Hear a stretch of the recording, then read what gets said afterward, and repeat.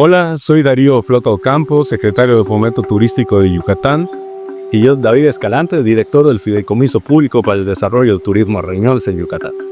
Queremos invitarlos a visitarnos en la 37ª edición del Congreso Internacional de Medicina de Urgencias y Reanimación, que se realizará del 17 al 20 de febrero del próximo año 2026. Aquí en el Centro Internacional de Congresos de Yucatán. Los esperamos.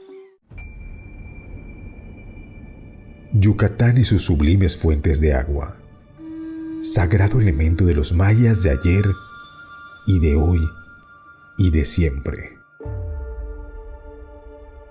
Yucatán y sus pueblos tan parecidos, pero no iguales. Cada aroma, cada sabor y cada color se perciben de manera singular. Yucatán y nuestra calidad humana en cada rincón del estado. Yucatán y sus sitios arqueológicos, centinelas del tiempo y testigos de la grandeza de la civilización maya. Yucatán y sus verdes brillantes de la selva baja y de su planicie, de sus amarillos deslumbrantes de los atardeceres de su costa y sus noches mágicas y estrelladas. Yucatán y Mérida, la ciudad blanca, su capital, que es multidiversa, que nunca ha dejado de ser cosmopolita y que en cada calle se amalgama pasado, presente y futuro. Yucatán, la tierra del Mayab, la de los escogidos, la tierra donde sonreímos y nos damos todo por los demás. En esta tierra expresamos nuestra empatía con un saludo sagrado, Inlaquech, que significa yo soy otro tú, al que se contesta Halaken, que significa tú eres otro yo. Manifestando así la conexión que existe entre cada uno de nosotros.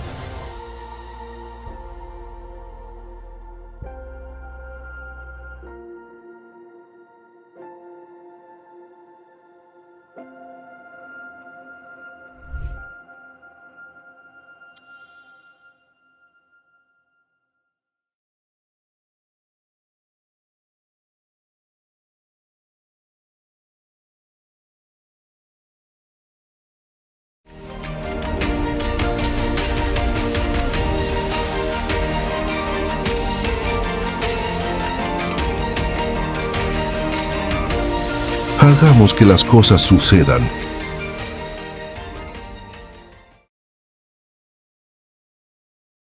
Buenas noches, bienvenidos a la sesión académica de la Sociedad Mexicana de Medicina de Emergencias.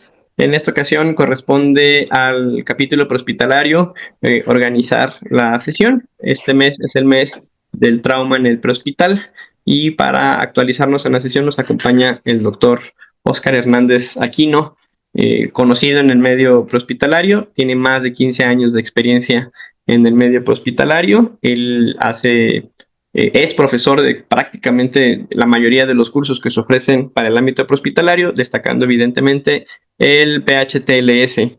Además, es activo en actualización médica, está en muchísimos cursos y conferencias, por ahí muchos de ustedes ya lo conocen, y activamente también hace transporte aeromédico. El doctor Aquino actualmente lo pueden encontrar en el Hospital G.A. González, ahí en el área de urgencias, y pues en la Ciudad de México, haciendo traslados de pacientes críticos y cuando le toca transporte aeromédico, pues por todo el mundo.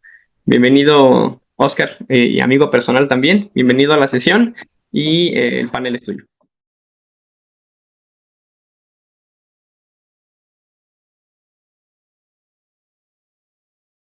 Nuevamente, muchas gracias. Buenas noches a todos. Es un gusto saludarles el día de hoy. De nueva cuenta, en agradecimiento al comité organizador, la invitación a la charla del día de hoy que lleva por nombre Atención del paciente politraumatizado como un profesional de la salud.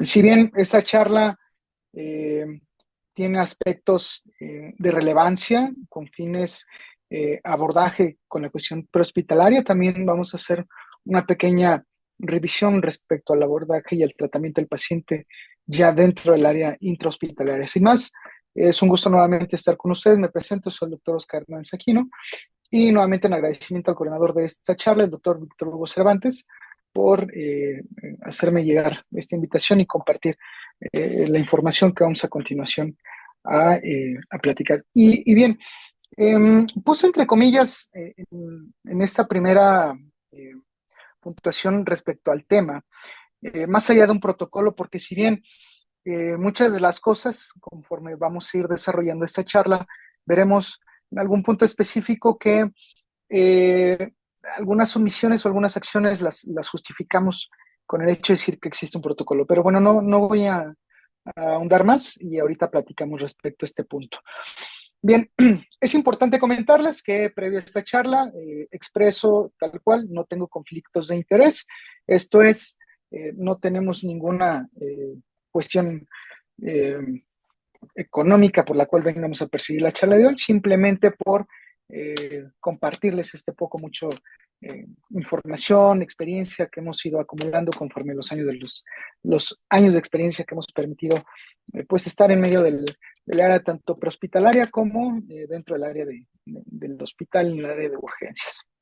Bien, los objetivos de primera instancia, recordar el abordaje sistemático del paciente politraumatizado. Si bien sabemos que en el área de urgencias, ya sea intra o extra hospitalaria, la mayoría de las acciones y de los algoritmos de atención están justificadas en cierta información en los diferentes comités y sobre todo pues en información relevante que ha sido justificada y que la evidencia pues ha demostrado que tiene eficacia. Todo se va haciendo conforme esta evidencia se va sistematizando. Entonces, haremos un repaso de este pequeño algoritmo de atención del paciente en trauma. Es importante que reconozcamos los errores comunes en la práctica clínica. Si bien de por sí el ambiente de urgencias ya es complicado, el paciente de trauma le suma otra complicación más. Y de igual manera, no olvidar que toda atención del paciente directamente tiene que ser humanizado, sin dejar de lado que tiende un objetivo específico que tiende a ser eficaz. Bien, como importancia y menciona en algún momento uno de los autores que quien no recuerda su historia o quien no recalca las complicaciones o la experiencia que ha tenido tiende a repetir esos mismos errores. Entonces, de igual manera, vamos a recordar cierta información que personalmente quiero puntualizar. Recordemos que el paciente politraumatizado per se es un reto para el personal sanitario. Ya habíamos dicho hace un momento que el ambiente crítico de urgencias es un caos de por sí, y sumándole esto, la condición del trauma es una situación difícil si no se tiene el conocimiento, si no se tiene la preparación, o si a pesar de que se tenga, se vuelve muchas veces caótico este ambiente, haciendo especulación directa en el paciente politraumatizado. De acuerdo con la reciente información de la Organización Mundial de la Salud y el Centro de Control y Prevención de Enfermedades en Estados Unidos, más de 9 personas fallecen cada minuto por lesiones accidentales. Entonces, durante esta charla, si hacemos aproximadamente un cálculo, una hora de esta charla que vayamos a hacer, 540 personas estarán falleciendo por una complicación de alguna lesión traumática. Entonces, la verdad es que es una incidencia muy alta y que nosotros podemos hacer la diferencia en cuanto a la atención y la mortalidad. Bien, importante mencionar, les decía, más allá de un protocolo, si bien durante la formación que tuve personalmente en el área prehospitalaria, muchas veces se nos enseñó y se nos inculcó que algunas cosas, si bien no tenían justificación el por qué se hacían, se encontró una justificación leal, ¿no? El decir, esto lo estamos haciendo porque así lo dicta el protocolo. Si bien sabemos que los protocolos están diseñados como una guía, pues no son ley, tienden a ser realizadas y aplicadas conforme al juicio y la experiencia del profesional de la salud. Pero desgraciadamente y lastimosamente muchos pseudo profesionales han tomado este lema como bandera y han desarrollado pues N cantidad de acciones todas justificadas en, pues, esto se ha desarrollado porque es por protocolo, o se ha aplicado así siempre porque es por protocolo. Y les decía, la mayoría de los errores, omisiones y o complicaciones están justificadas justo porque esto se hace conforme al protocolo que se me ha enseñado. En México no existe realmente una directriz que nos diga que todo se hace conforme a un protocolo. Las guías internacionales nos ayudan sí a tomar ciertas decisiones, pero no hay un protocolo establecido que tenga respaldo ni médico ni tampoco respaldo legal. Una de las frases que, por ejemplo, personalmente siempre ha habido conflicto interno, ¿no? El escuchar que un profesional de la salud del área intra o extra hospitalaria mencione que hace X cosa por protocolo. Y uno de ellos es la inmovilización del paciente de trauma se hace siempre por protocolo, ¿no? Eso no debiera de pasar. De igual manera, aquel paciente que llega a la sala de urgencias o que nosotros abordamos en el área prehospitalaria y que está hipotenso, también es como una ley escuchar que ese paciente, si está hipotenso, es candidato a la administración de soluciones cristaloides y se justifica, pues, que es por protocolo. El paciente de trauma ocupa oxígeno a 15 litros por minuto. ¿Cuánto de nosotros no hemos escuchado esa condición que el paciente que tiene una lesión traumática sí o sí se le debe poner oxígeno suplementario? Y es más, no a una dosis baja, sino a una dosis alta, 15 litros por minuto. La verdad es que hasta hace tiempo esta parte de es un protocolo o es por protocolo, si bien era aceptable, actualmente con la capacitación, como la charla del día de hoy, vamos a justificar el por qué no se debe de hacer por protocolo. Otro, el paciente de trauma no se puede hemotransfundir en la escena del accidente. Hasta hace 7, 8 años, algunos profesionales de la salud con mucha expertise decían que no era viable, que no era justificable, que por protocolo el paciente no se podía hemotransfundir. Las complicaciones de los accidentes hoy por hoy, la complejidad de cada uno, el paciente de trauma si lo requiere y hay el medio, pues se tiene que hacer. Si se puede hemotransfundir desde el área prehospitalaria que hoy por hoy en México ya se realiza, pues se tiene que hemotransfundir. Y bien, ¿cuántos de nosotros no hemos visto? Al menos personalmente nos tocó ver esta imagen, ¿no? Que es un paciente de trauma y que requería un acceso venoso con doble vía. ¿Y por qué no? Con doble vía por protocolo en el mismo sitio de punción. Otro más, les decía, la famosa inmovilización del paciente de trauma tiene que ser sí o sí inmovilizado, ¿no? Y al menos aquí fue con este hule, pero en algunos otros puntos o áreas no hablemos de nuestro país, de otro país del mundo, se les pone el collarín, los bloques y la araña. Y si el paciente no está bien inmovilizado, incluso a veces el personal de urgencias o el médico adscrito de urgencias no recibe al paciente. ¿Por qué? Pues porque es un paciente de trauma y por protocolo tiene que venir inmovilizado. Entonces, espero que a partir de hoy esta justificación es por protocolo, pues la dejemos en desuso, y si es que ya no lo están haciendo, qué bueno, felicidades. Bien, decíamos, per se, el área de trauma o la condición donde hay un mecanismo de lesión importante, como lo es un accidente vial, sí es catastrófico, ¿no? Sabemos que llegar a una escena, hacer una evaluación, cuando hay múltiples lesionados, per se es compleja, primeramente por la zona donde se hizo el accidente, las complejidades del ambiente, si es de día, si es de noche, la vialidad, los transeúntes, los peligros propios del incidente, los vehículos, los peligros latentes, los potenciales, que bien no son exclusivos del área prehospitalaria, porque muchas veces este caos, si se controla, si se atiende de manera correcta, si se visualiza y se traslada de manera temprana al paciente, se canalizan de manera correcta los pacientes, hay una logística aquí compleja del sistema prehospitalario y se traslada al hospital, pues de igual manera el caos yace y abunda en el área hospitalaria, ¿no? Normalmente hemos encontrado salas de choque o hemos visto áreas de urgencias, de observación, pues que tienen múltiples lesionados y que hay un caos, pero que en este caos hay una cierta organización, y esta organización pues justo está respaldada por la profesionalización y la expertise de los profesionales que brindan la atención. Personalmente comparto esta imagen Nos tocó vivirla, es el hospital donde actualmente me desempeño. Y esta área es un área de choque, observen el ambiente, es un área donde recibimos en ese momento 3 pacientes con un mecanismo de lesión importante.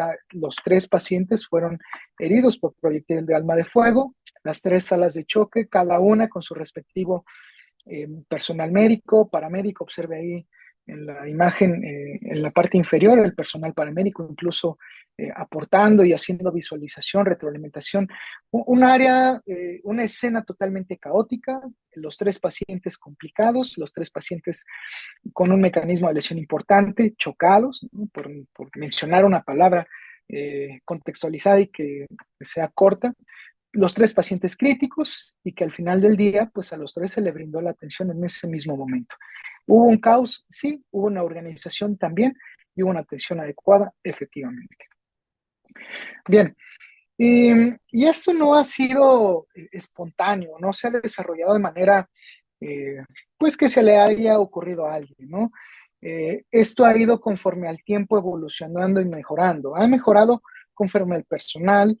Hablamos de las unidades no solamente en la cuestión prehospitalaria, sino también en las unidades hospitalarias. Se han ido equipando, se han ido conforme al entrenamiento, pues adjuntando algunos sistemas, algún equipo externo, y de igual manera, pues la capacitación ha ido evolucionando. Y esto se ha venido estructurando conforme a la evolución, mencionábamos, conforme a la evidencia médica, y ha sido un proceso adaptativo complicado, porque luchar contra los ideales, luchar contra les decía, la costumbre de ciertos profesionales de la salud, pues siempre se ha hecho así, así se va a hacer, ha sido complejo, es complicado y es estar eh, luchando contra la pared y hablándole a la pared, ¿no? Pero afortunadamente ha habido una buena aceptación. Ha sido una implementación organizacional que ha tenido efectividad, perdón, y de igual manera ha sido una prueba y error. Si bien no siempre la cuestión de aplicación en la teoría se escucha bien, pero en la práctica ahí es un tanto complicado. Y esto es conforme a prueba y error, la retroalimentación en cada evento entre los profesionales que brindan la atención, eso va a mejorar conforme los eventos vayan sucediendo y se vayan corrigiendo estos errores o áreas de oportunidad que bien ahora le llamamos. Y eso no es nuevo, sino ha venido evolucionando desde que se creó la atención extra hospitalaria, ¿no? Recordemos las batallas de Solferino, donde se implementó por primera vez el traslado de los pacientes en el campo de batalla, las guerras napoleónicas, la implementación ya de los carruajes, después las ambulancias que se fueron implementando conforme las guerras han sucedido a lo largo de la historia, ¿no? Y hasta el punto donde actualmente ya hay pues unidades, personal altamente capacitado, ¿no? Les decía, el personal,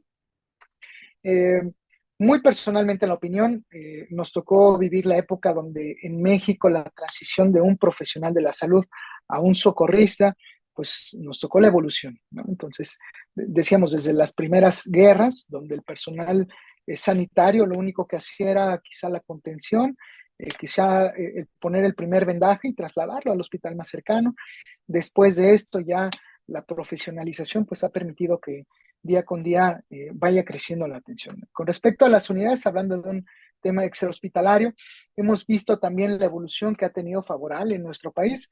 Hasta hace años todavía había en circulación algunas unidades, por no mencionar ásperas, ¿no? Pero que estaban faltantes de muchas cosas. No hablemos de la unidad, sino también del equipamiento, y que bueno, afortunadamente hoy por hoy hay unidades públicas, privadas, que cuentan pues con tecnología, que se han ido equipando de manera correcta, ¿no? Anteriormente, cuando íbamos a ver en una ambulancia, pues equipada con sistemas de ventilación mecánica, ya no hablemos gasometría, que ahora hoy en boga está pues el quinto pilar de la exploración, que es la ultrasonografía, ¿no? Que se veía muy lejano.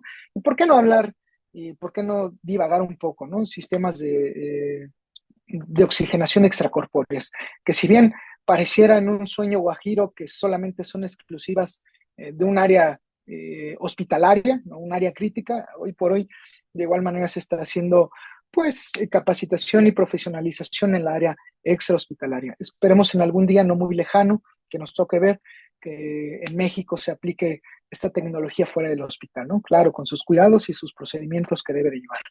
Y bueno, todo esto, ay, pareciera complejo, ¿no? Y en un momento decíamos al inicio, ¿cuál es el meollo del asunto? ¿Cómo es que se está, o cómo es que se debe de tratar de manera correcta el paciente de trauma? Si bien desde su aparición en 1978, les decía, después de la experiencia que tienen los profesionales de la salud en los campos de guerra, pues deciden que se tiene que estandarizar la atención del paciente de trauma, que no puede ser ni atendido de una forma X ni atendido de una forma Y, porque al final del día llegan al mismo punto. La mayoría de los pacientes que se atiende por X o Y de manera, pues todos tienen una alta morbimortalidad.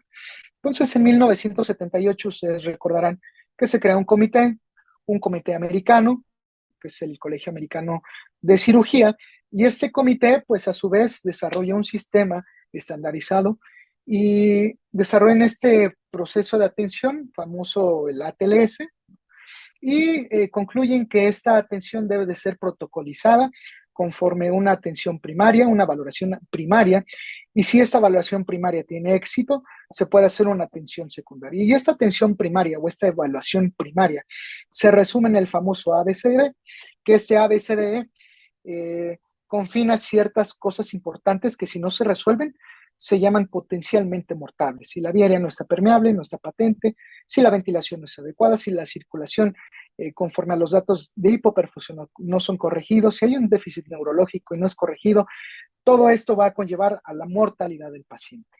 Después, en 2014 nos impacta ya que nos establecemos con este famoso algoritmo o sistema de atención.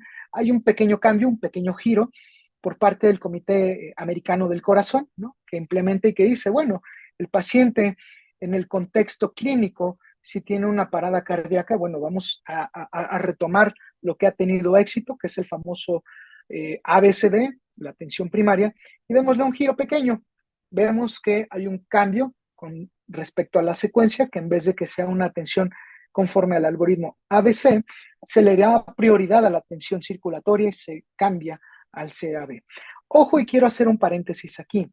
Todo paciente de trauma se debe de abordar conforme al algoritmo que a continuación vamos a ver. Sin embargo, en el contexto fuera de una situación de trauma, si el paciente presenta datos clínicos de una parada cardíaca, se tiene que abordar y se tiene que dar relevancia a la compresión conforme al algoritmo CAB. Sin embargo, si es un paciente de trauma que presenta, que es la parada cardíaca, y no se han corregido las causas potencialmente mortales ABC, se continúa el abordaje ABC, solamente en condiciones que no es un paciente de trauma, en un contexto clínico, hacemos el abordaje CAB. Si es un paciente de trauma, continuamos el ABC. Espero no haberlos confundido. Si hay esta confusión, con gusto les podemos compartir un poco más de información y conforme a la práctica, pues ustedes lo pueden ir aplicando. Y bueno, después de esta actualización y esta recomendación, recordemos que hay fatales sucesos en el país vecino y se agrega una condicionante más, que en la cual actualiza el Colegio Americano de Cirujanos y dice, bueno, aparte de este extra, vamos a hacer un pequeño cambio. Después de la situación o de los sucesos del active shooter que tienen en Estados Unidos o los eventos caóticos donde hay disparadores activos o el uso de armas por proyectil de arma de fuego, perdón, las lesiones por proyectil de arma de fuego, pues recomiendan ahora que no solamente sea una atención ABC, sino agregan un factor más, que es la exsanguinación, y le ponen la famosa X. En Estados Unidos, algunos algoritmos lo mencionan como el algoritmo March, condicionando que, bueno, por sus siglas en inglés, se debe de atender de primera instancia la hemorragia exsanguinante. Y hablemos de hemorragia exsanguinante, aquella hemorragia que en menos de un minuto, si no se corrige, si no se cohíbe, el paciente va a morir desangrado. Entonces ponemos ojo y atención aquí, que la atención inicial, sí, debe de ser aguda, tiene que ser eficaz, poniendo particularidad de atención en una hemorragia masiva, sea o no una condicionante o una lesión subsecuente a una herida por arma de fuego. Toda aquella hemorragia que tenga o que tienda a examinar a mi paciente, o que vaya coloquialmente llamado a vaciar a mi paciente, si no se corrige, si no se cohíbe, va a matar a mi paciente. Y después de este agregado de la X, pues se sigue el abordaje usual como normalmente se nos ha enseñado en el paciente de trauma. Y hago hincapié en este apartado porque recordemos que es una evaluación inicial o la valoración inicial, y hace énfasis esta guía y estos programas de atención que mencionan que si es una condicionante que no se corrige, no demoremos el traslado o no demoremos la atención y la corrección de esta. Voy a hacer solamente un poco de abreviatura y énfasis en cada punto. Nos dice que la X debe ser tratada la hemorragia exsanguinante con los medios que tengamos disponibles.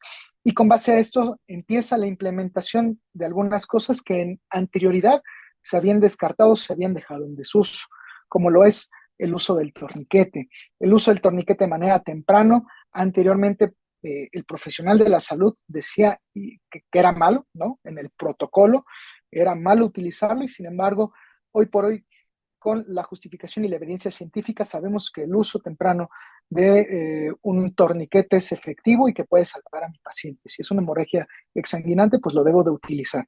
Si no es efectivo ese primer torniquete, puedo aplicar un segundo torniquete, y para esto el uso de los torniquetes habrá un tema específico, una charla específica de cómo es que se colocan.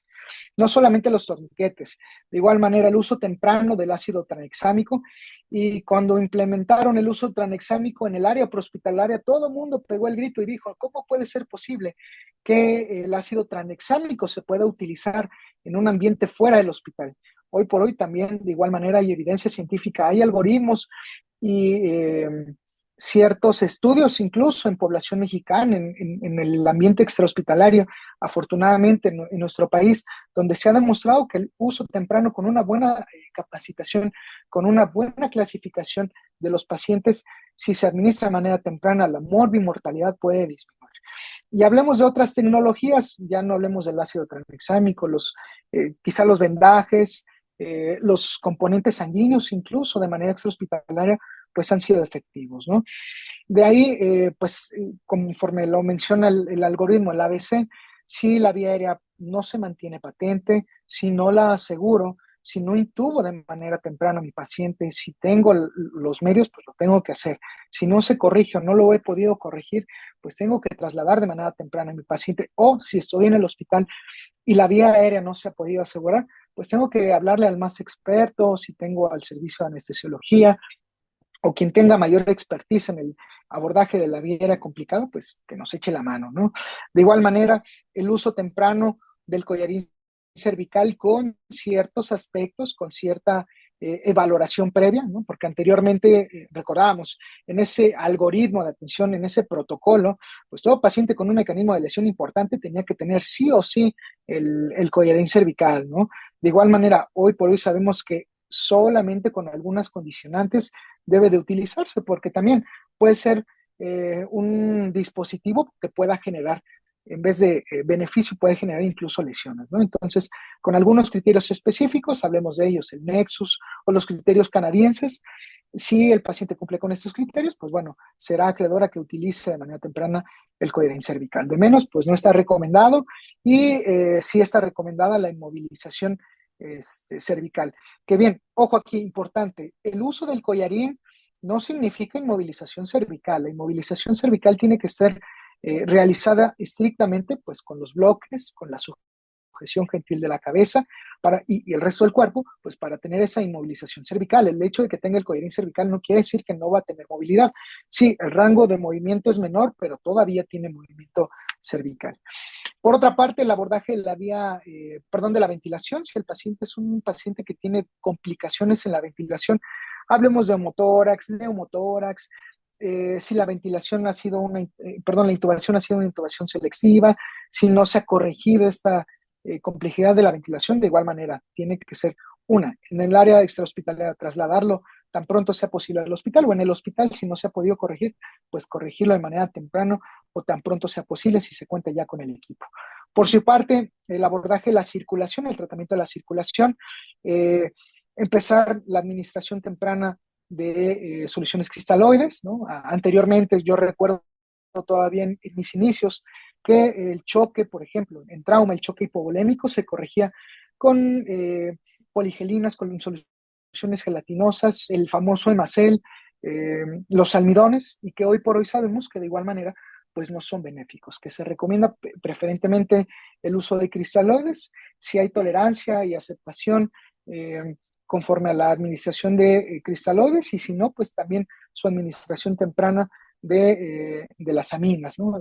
Extracorpóreas, las aminas exógenas, y que de igual manera las aminas pueden ser administradas desde manera prehospitalaria y por vía periférica. También antes teníamos ese tabú de que las aminas no podían ser administradas por vía periférica y que el personal incluso prehospitalario tampoco las podía administrar, ¿no? Al contrario, ¿no? Se ha visto que la mortalidad disminuye muchísimo y es mucho más benéfico al paciente.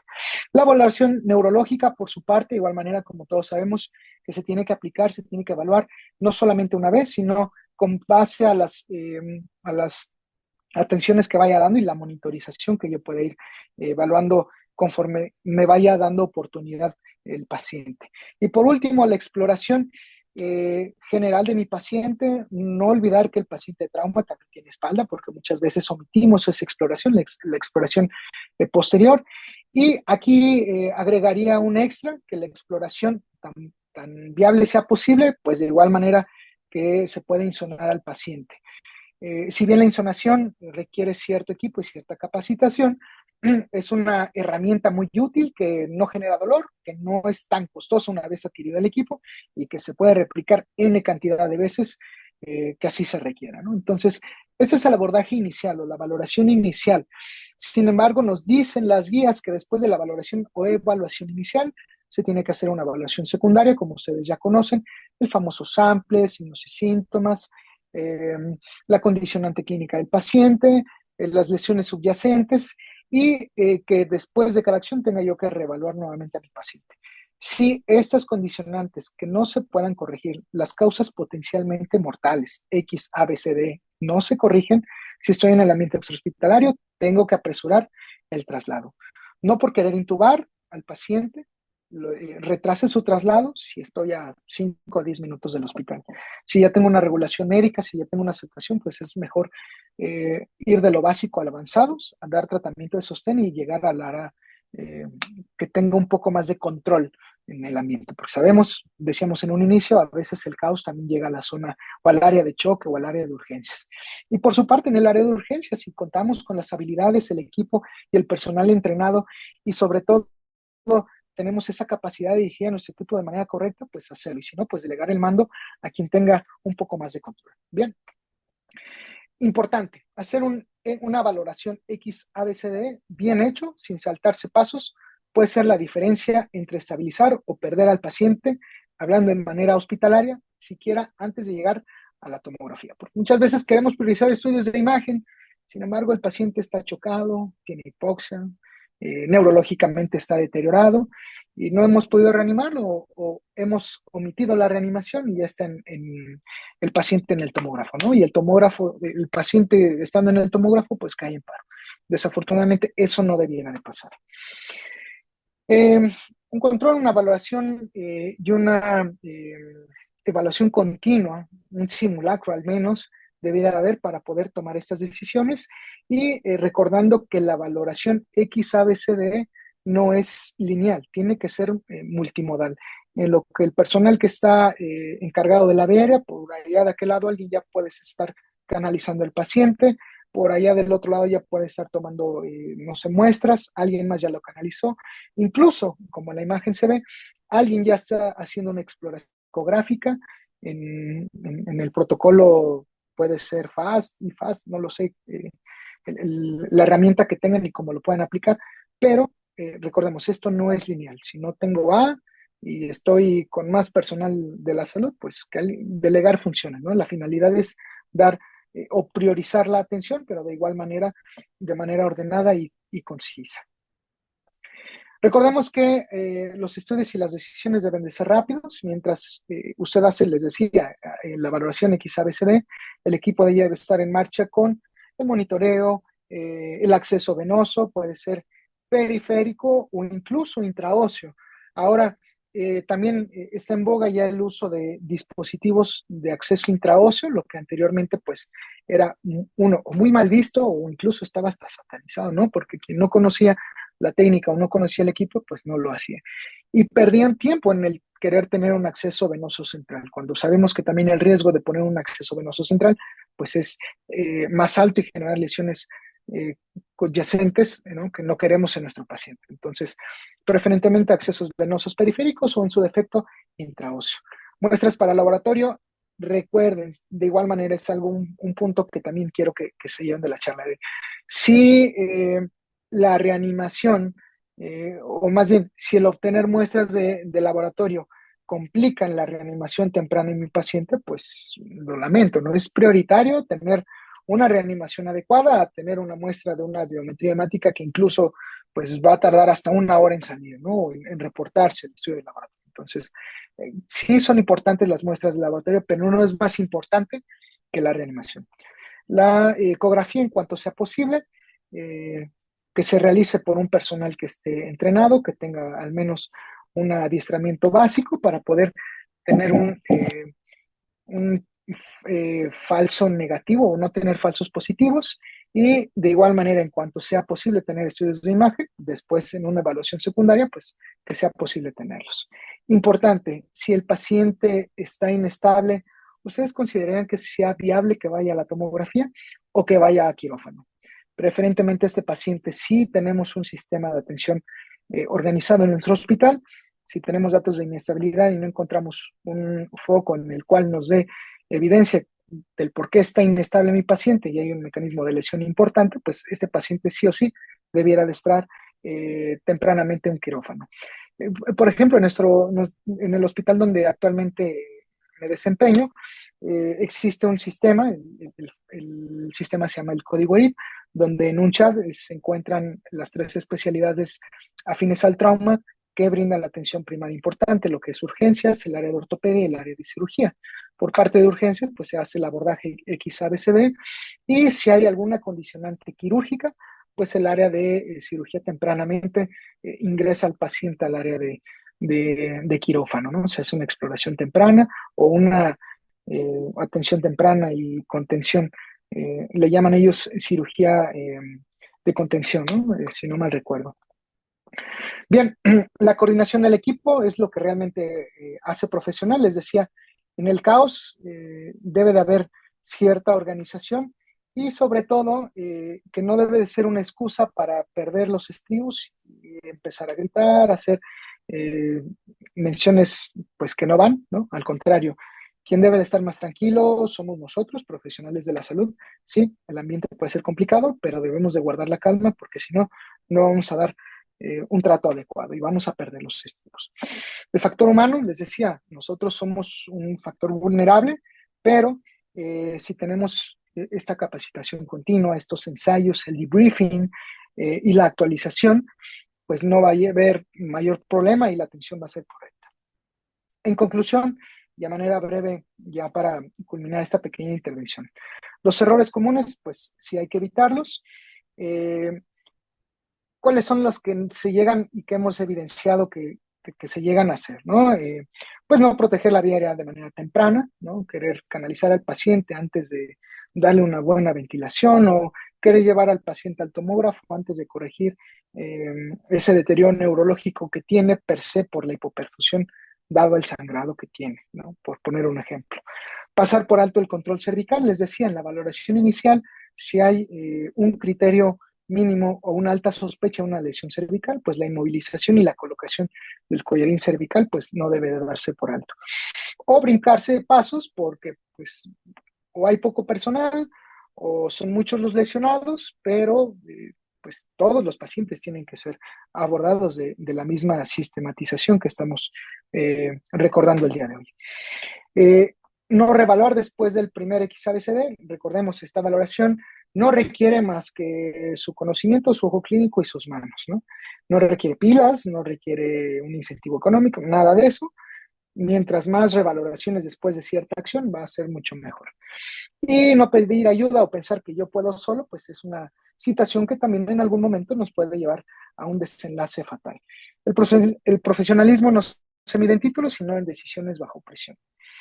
Y esta imagen se las comparto porque justo en medio de un caos, con cierta organización, todos podemos tener éxito y la complejidad de la urgencia puede salir adelante. Esta es una imagen muy representativa que les digo, en lo personal me gusta siempre compartirla en este tipo de situaciones.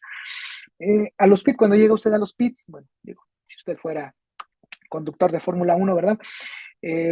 Los tiempos de cambio, tanto de llantas, reabastecimiento, verificación de la mecánica del vehículo, si no hay que corregir, pues los tiempos son en segundos, ¿no? Microsegundos incluso a veces.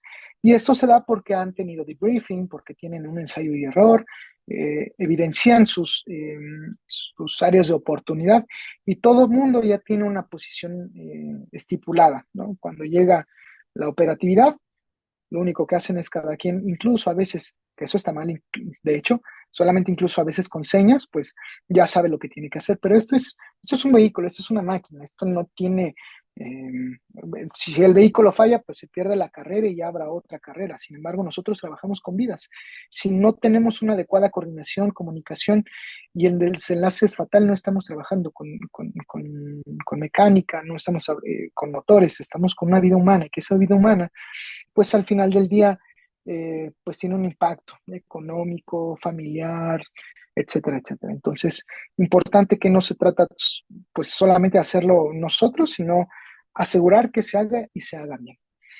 La atención del paciente politraumatizado no solo es cuestión de técnica, es cuestión de temple, liderazgo y humanidad. Ser profesional no es saberlo todo, sino más bien es nunca perder el enfoque, que es preservar la vida. Bien, a manera corta, breve y concisa, la participación del día de hoy. Cedo los micrófonos y los controles al comité organizador. Si hay alguna pregunta, alguna duda, pues estamos aquí al pendiente. Muchas gracias.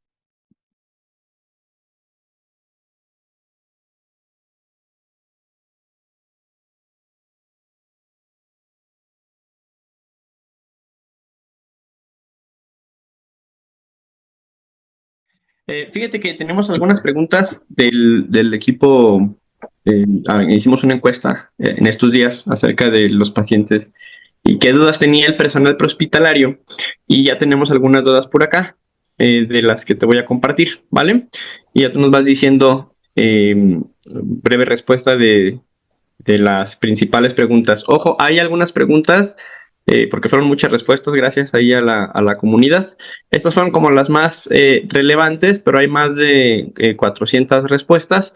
La gran mayoría las vamos a agrupar y en el update del 31 de mayo se van a responder el resto.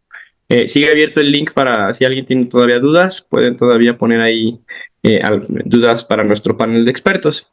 Bueno, mira, la primera pregunta dice, ¿cómo puedo detectar y sospechar un paciente con hemorragia interna en el prehospital cuando estoy en la escena? Bien, hay datos clínicos, ¿no? Si no hay una evidencia de hemorragia pues, en extremidades, se tiene que sospechar una lesión en uno de los compartimentos, puede ser torácico o abdominal. No hay un dato clínico específico que nos haga pues confirmar esta situación hasta no tener un estudio de imagen, pues al menos decía la ultrasonografía.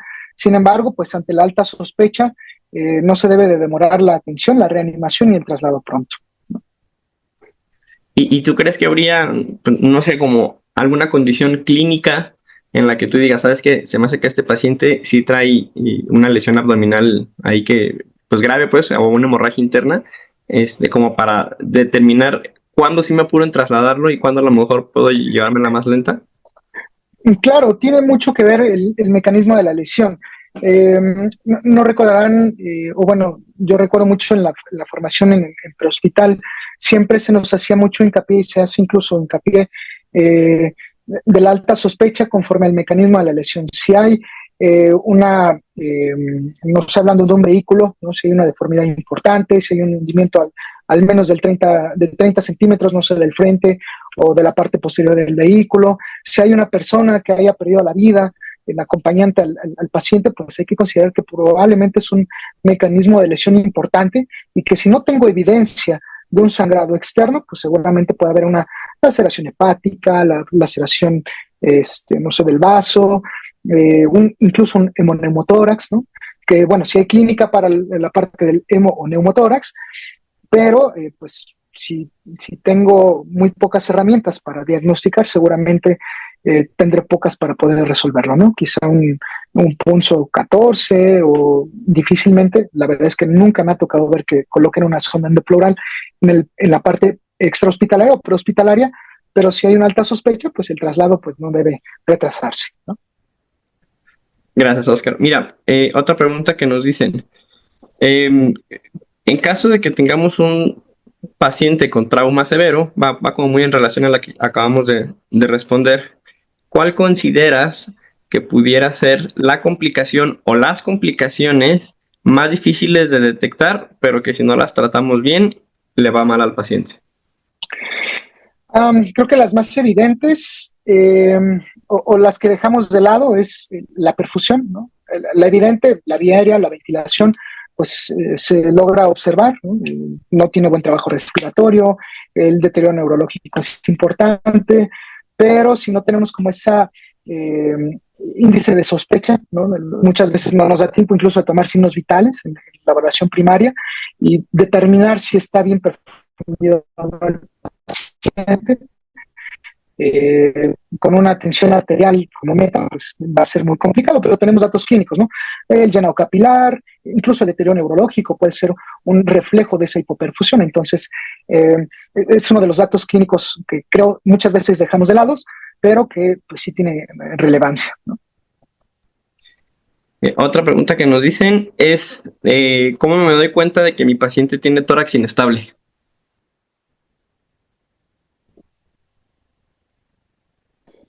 Pues en la valoración inicial, una, decíamos, el mecanismo de la lesión, y segunda, pues el momento que yo exploro a mi paciente, ¿no? Recuerdo mucho el entrenamiento en prehospital, que es la evaluación inicial, sí escucho, sí observo y veo el movimiento del tórax. Si hay inestabilidad o si veo un movimiento paradójico, pues es un alto índice de sospecha que el paciente tiene un tórax inestable, ¿no? Sí, generalmente, digo, de los pocos que me ha tocado ver, no son muchos, casi siempre el movimiento paradójico que justo comentas, ¿no? Que el paciente inspira, se deberá expandir la caja torácica y una parte de la caja torácica se colapsa. Ese será el dato correcto. Y me preguntan también que en los pacientes con lesión de columna, ¿por qué tienen riesgo de muerte o por qué los pacientes con trauma de columna es que se chocan? Dada la fisiopatología, ¿no? Sabemos que el control del tono vascular se pierde cuando hay una lesión medular y estos pacientes de primera instancia son difíciles de reanimar, son difíciles de igual manera diagnosticar, porque a veces incluso en el área de urgencias o en el área hospitalaria, hasta no tener un estudio de imagen, pues es cuando nos damos a veces cuenta, ¿no? Por las lesiones distractoras, que son las hemorragias, incluso el neumotórax, y a veces dejamos de lado la parte de la valoración o por priorizar la atención, decíamos, el ABC, la condición neurológica la dejamos ya en segundo plano. Y pues hasta, les decía, hasta no tener como un estudio de imagen o sospechar después de dar tratamiento el por qué no mejora el paciente, el por qué no mejora la perfusión, es cuando empezamos a descartar esta condicionante. Entonces, son altamente mortales, por la omisión, dos, por la pobre sospecha y tres, por un diagnóstico tardío, ¿no? Gracias, Oscar. Bueno, esas son las preguntas, las principales preguntas que nos dejaron para ti. El 31 de mayo tenemos nuestro update. El update es una sesión de charlas que tenemos desde las 8 de la mañana hasta que terminemos. Será cerca de las 2 de la tarde. Ahí participarán diferentes profesores que están activamente involucrados pues en la atención de pacientes con trauma desde diferentes puntos de vista. Vamos a abordar ahí justo los temas un poquito más a fondo de los que Oscar nos mencionó, y atendiendo a las preguntas que ustedes nos han hecho, armamos una serie de pláticas en donde incluimos también personal de bomberos que nos van a hablar ahí de la seguridad en escenas, sobre todo en accidentes industriales, cómo manejar cuando hay derrame de químicos o gases tóxicos y cómo mantenernos ahí nosotros seguros. Por ahí hubo muchas dudas de pacientes pediátricos. Viene el doctor Flavio, él nos hablará de cómo manejar al paciente pediátrico y las consideraciones del paciente pediátrico en el prehospital. Nos preguntaron acerca de las estrategias que hay para detener la hemorragia, la X justamente que nos habló el doctor Oscar hace un momento, y para eso viene el doctor Bismarck. Él nos estará platicando de las diferentes estrategias y diferentes dispositivos que existen para contener hemorragias. Y bueno, al final vienen más profesores. Al final tendremos un panel interactivo donde vamos a responder en conjunto con todos los profesores el resto de las preguntas y las principales preguntas. Y finalmente cerraremos el simposium con el transporte aeromédico y el papel del transporte aeromédico en el paciente a la sociedad. Recuerden que todo el mes de mayo para la sociedad es el mes del trauma en el paciente prehospitalario, y cualquier colaboración, participación o duda que quieran aportar a la sociedad en este mes lo pueden hacer a través del chat de WhatsApp. Oscar, muchísimas gracias por ser nuestro profesor inaugural en este mes del trauma en prehospital. Bienvenido a la Sociedad de Medicina de Emergencias y particularmente al capítulo de prehospital. Muchas gracias.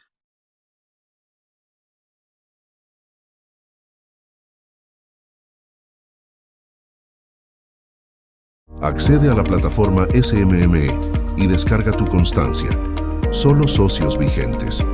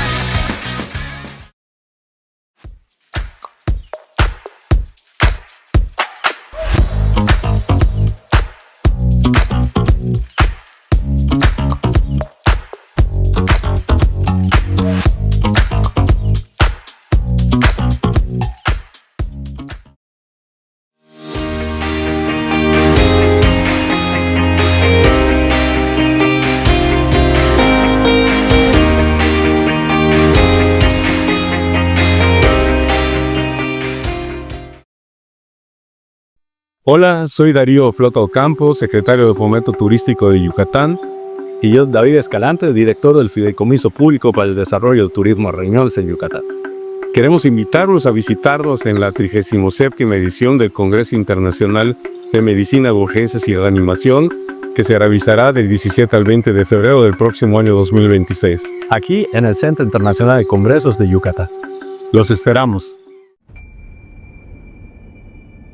Yucatán y sus sublimes fuentes de agua, sagrado elemento de los mayas de ayer y de hoy y de siempre. Yucatán y sus pueblos tan parecidos, pero no iguales. Cada aroma, cada sabor y cada color se perciben de manera singular. Yucatán y nuestra calidad humana en cada rincón del estado. Yucatán y sus sitios arqueológicos, centinelas del tiempo y testigos de la grandeza de la civilización maya.